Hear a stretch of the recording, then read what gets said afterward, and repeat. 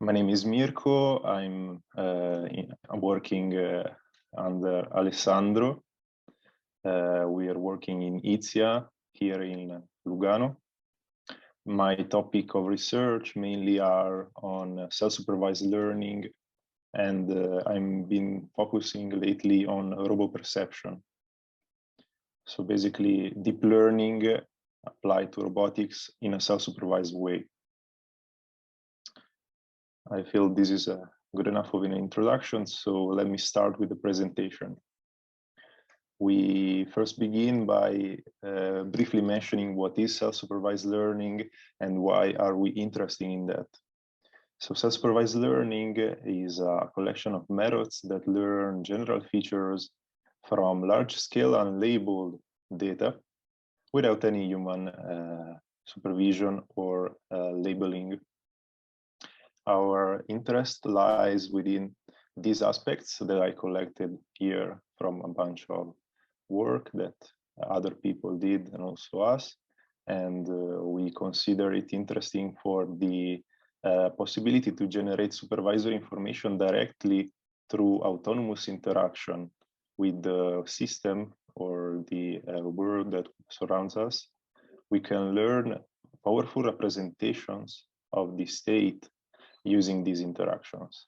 And since we can control how the robot moves and behaves, we can boost such learning, such data collection, and we therefore learn better. We are more efficient.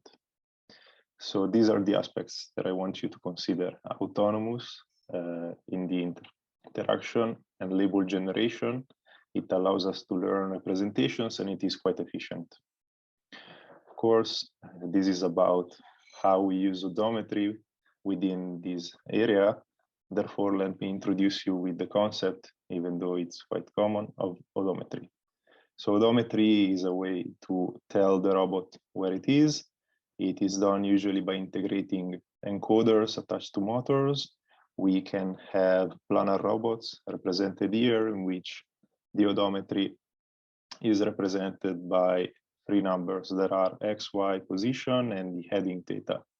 But of course, there's not only mobile robots, we also have robo arms for which the pose is represented by a 6-tuple composed of X, Y, Z, and also roll, pitch, and yaw. Our objective is to utilize odometry within self-supervised learning. And in order to do so, let me introduce you to one example. This concrete example, we focus on a task that is mapping camera images, such as the one on the left, with an occupancy map, such as the one on the right.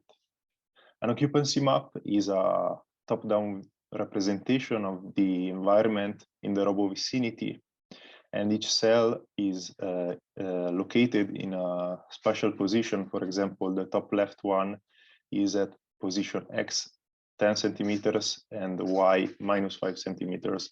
And in this case, since there are no obstacles represented here, we expect the system to label all cells with green that represents emptiness. If instead we introduce an object, such as the one you see here, we expect our system to behave and predict something like that on the right, such as there is an obstacle roughly to the left at a given distance. In order to obtain this sort of information, we have come up with a collecting procedure that starts with the robot moving around. We chose the Ticino as it is readily available planar robot that have 5 infrared distance sensors that are depicted here in front of the Ticino. They are fairly limited in range, and they basically tells us whether there's an obstacle or not. We let the robot roam the environment while we collect data. And specifically, we are interested in camera frames, the pose of the robot, and also the sensor readings, in this case depicted in green. So there's no obstacle detected so far. Of course, the robot moves around and we keep collecting data up until we reach an obstacle.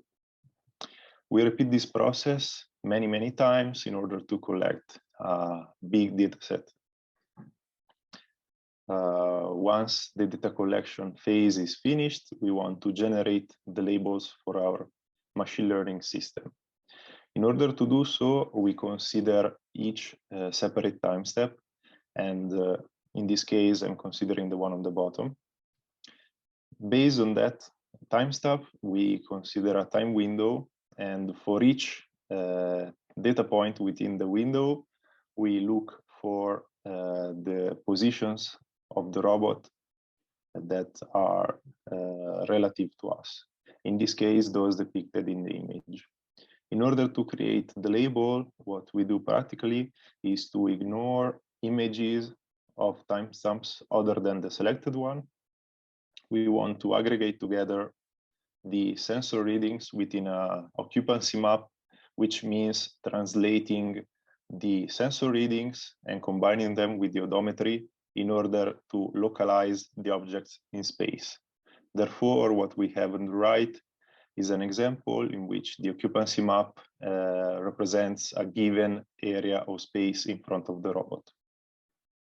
Once we have generated training examples from this data, we move on to the learning. Well, actually, there's a there's a step before. So what I showed you here is what happens when the robot moves forward.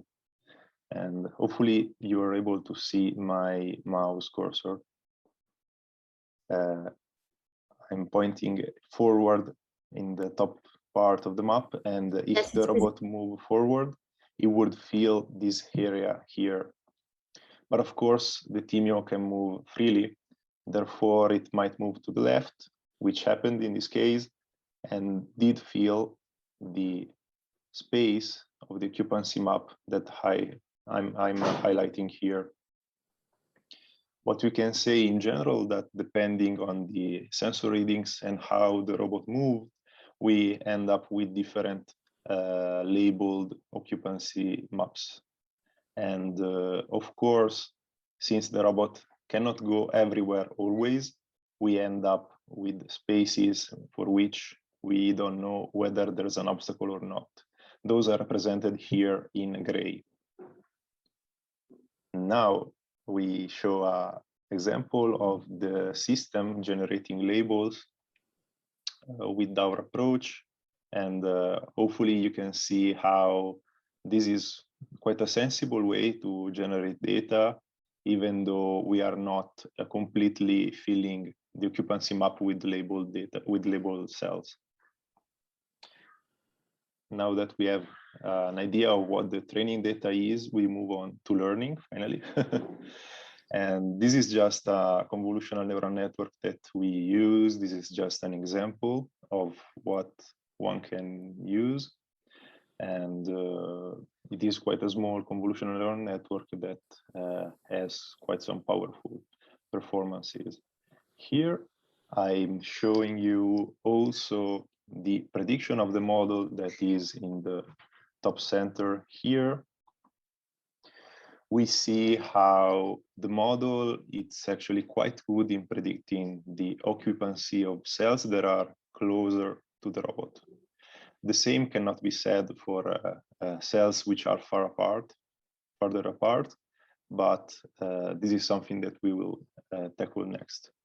On the right, I'm also depicting the AUC map, that is an area under the curve computing for each cell over the whole occupancy map. We also depict in blue the field of view of the camera. And as you can see, we have a high performance. That is, cells that are lighter are better performing. And we have a high performance in the area in the close vicinity to the robot in the cone seen by the camera.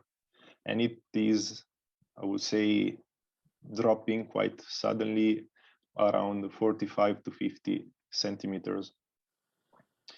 This is due to the fact that indeed we have a lot of cells with missing labels. We have a lot of gray cells for which we cannot tell any information at all. And what we did so far is to train with a mean squared error and also masking these missing labels, therefore ignoring them. While we were thinking about a possible solution to take advantage of all the information available to us, even though we might not have a fully labeled example, we took inspiration from nature. And actually, I want to introduce you to this concept via this funny internet video. This is an old trend in which pet owners actually were disappearing in front of their pets. And the pets, as a consequence, were very shocked, were surprised by it, since they wouldn't believe such a thing could happen. This is actually quite a well-studied phenomena in psychology that is referred to as priors or hyperpriors. In this case, we saw how pets have some prior beliefs over their owner and in general over the environment. More specifically, they believe that the environment changes smoothly and not abruptly. Furthermore, entities outside of our perceptive field do not disappear. This means, for example, that if I put a ball in a box and I close it, even though I cannot see the ball is still there. It doesn't fall out of existence all of a sudden. We believe that robots should exhibit the same prior beliefs, which means, in a rough translation, that predictions of the same environment seen by different points of view must be equal. Equal, it's a tricky way to define it. We don't consider predictions to be numerically equal, because if I have an obstacle to the left and I am in a different position, the same obstacle might be to the right. Of course, we don't want predictions to be numerically equal, but we want them to be equal when we take into account the relative displacement, meaning that we know how the layout of the environment is, and we can compare them by translating one over the other. What I mean by this is represented with this graph here. We have the same robot as before moving around. We are collecting images, and when the robot is in P1, we feed the image to the model and we generate an occupancy map predicted by the model. After some time, the robot finds itself in position P3, and it has once again a prediction, in this case depicted in blue. What is interesting to us is that there's an overlap between those two predictions. And note how, since there's an overlap, these two predictions are saying something about the same part of the environment. Since our goal is to be consistent over the environment, we want to enforce models to have the same predictions for areas that are overlapping. In order to do so, we convert this idea into a loss, which we refer to as state consistency loss. And it is computed over a set of predicted labels. Of course, this is not enough to obtain a powerful predictive system, because this doesn't assure us that the model is solving the task that we assign to it. Therefore, we need to also minimize the task loss. Overall, the loss function is a sum of the two losses, and we also introduce a scaling factor. Now, the task loss is used to learn a mapping between the input and the output. It's the usual one that everybody uses when it's doing some machine learning task. Additionally, we add the state consistency loss, which is used to enforce consistency over the state.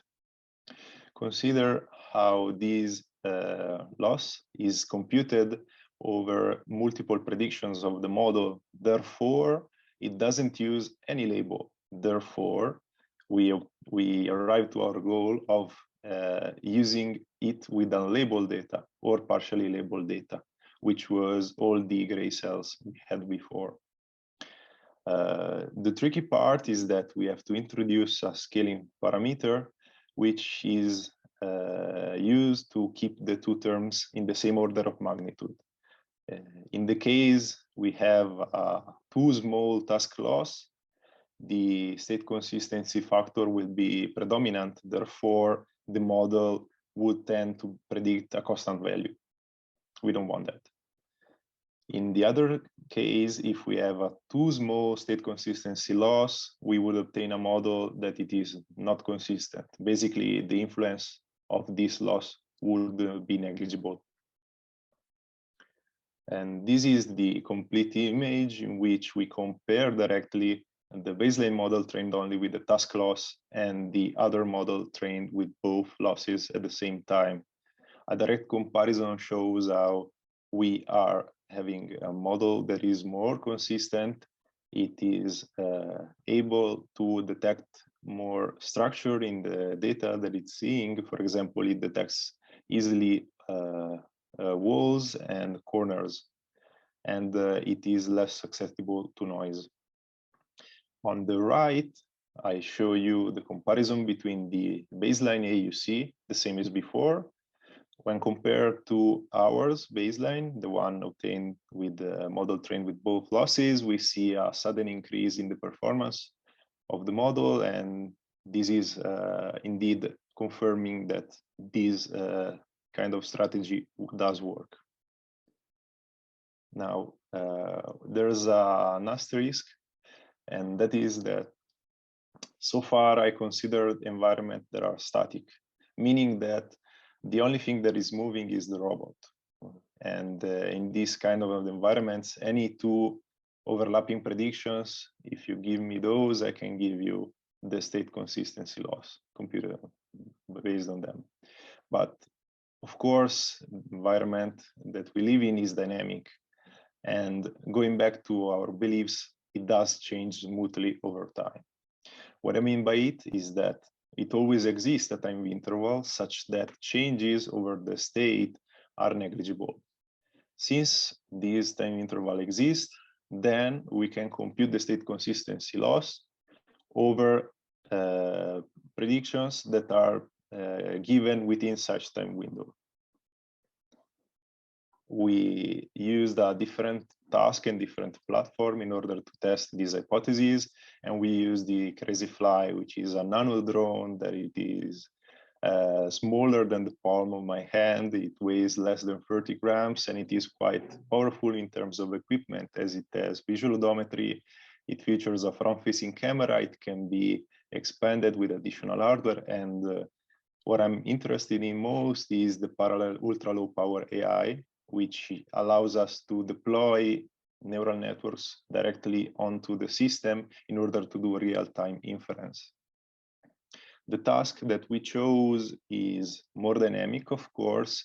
We consider the task of following a user around. And on the right, you see an image captured by the Crazy Fly, while on the left, we see the variables of the system, which are the relative pose of the user's head in terms of X, Y, the head in theta, and the relative height. Once again, I compare baseline, which is the model trained only with the task loss, ours, the model trained with both task and state consistency losses together, and the ground truth. In this kind of scenario, since we are dealing with a dynamic environment, we have to come up with a time window. What I'm showing you here is the result of comparing the performance of models trained with different time windows. What I'm depicting on the left is the R squared compared over the target variables for different models. Time windows vary from half a second to 2 seconds. And as you can see from the plots, having a small enough time window is beneficial for the system, while having a time window that is too large is actually decreasing the overall performance. And this confirms our hypothesis in which it exists a time window, but it has to be small enough in order for state changes to be negligible. On the right, I'm reporting the same results in numerical form, and what we are interested in is the relative improvement when comparing the baseline with an upper bound. That is a model that has all of the information available. We use an OptiTrack system that tells us the geometrical feature of the system. And as you can see, we have a 30% improvement over the X and theta, and 7% improvement over the Y. This is the quantitative evaluation, but of course, we want to consider how qualitatively the system works. So here's a video of the system deployed. You can see in blue the baseline, in red our model, and in green the ground truth. As you can see, on average, our model is closer to the ground truth when compared with the baseline. And in conclusion, odometry plays an important role over self-supervised perception as it relates sensor readings with a position in space. We know where things are because we know where we are and we perceive the things. Multiple readings, therefore, can be aggregated together, and this allows us to generate richer labels. Furthermore, labels that are partially labeled or we might not have labels at all can be still exploited using a state consistency loss. The approach that I showed you so far can work with different types of sensors. It can work to solve different tasks. And it also works in dynamic environments on ultra-low power hardware, which is quite challenging in terms of the size of the neural network we can use. Finally, I want to briefly mention what we've been working on lately, that is overcoming one of the most challenging problems that we face so far, that is relying on odometry. Of course, odometry is not perfect. As we know, it suffers from accumulating errors over time, and being an estimate, it is inherently uncertain because we might have some wheel slippage, some issues with the encoding of the motors, and other type of problems.